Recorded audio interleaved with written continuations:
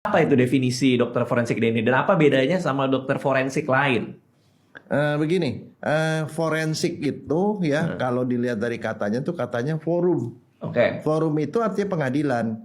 Jadi banyak kasus-kasus hukum yang ternyata kalau mau membuktikan harus perlu kesaksian dokter. Oke. Misalnya contoh orang ditusuk. Nah, benar nggak tusukan itu yang bikin mati gitu loh. Oke. Terus misalnya ada orang tiba-tiba meninggal habis berantem terus meninggal. Kan langsung yang berantem sama dia jadi tersangka kan? Ya. Nah, itu curiga. Begitu diperiksa sama dokter, oh ternyata dia menderitanya. Saya pernah dapetin kasus yang seperti itu. Ternyata dia adalah kehamilan di luar kandungan, perdarahan. Jadi dia nggak salah.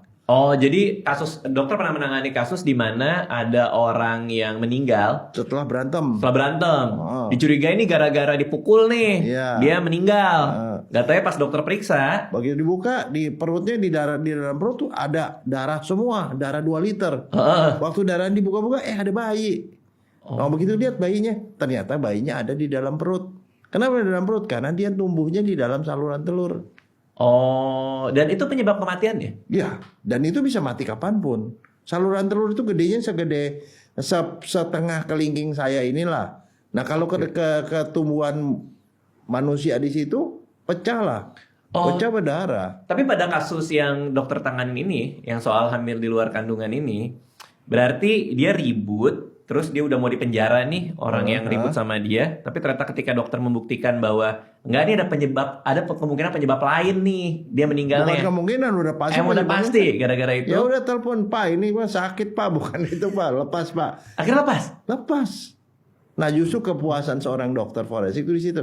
Jadi kalau dokter itu meriksa orang untuk ngobatin dia penyakitnya, tapi kalau dokter forensik periksa untuk membuktikan ini kasus kriminal atau kasus hukum. Oke. Nah, itu forensiknya. Ya. DNA-nya. Nah, DNA itu begini.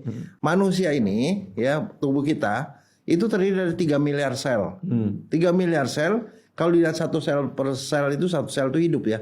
Di dalam sel itu ada CPU-nya. CPU-nya itu inti sel namanya. Oke. Nah, di CPU-nya itu yang ngatur segala macam hidup kita itu adalah DNA.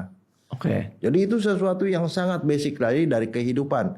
Nah, DNA itu adalah bidang kedokteran yang paling dokter kagak mau sentuh. Kenapa? Itu kayak hot potato. Kamu tahu ya kalau kamu dikasih potato panas, kan kamu megang ngapain, makan juga kagak enak, dipegangnya gitu. Jadi hot potato karena susah, rumit dan pada waktu belum zamannya. Oke.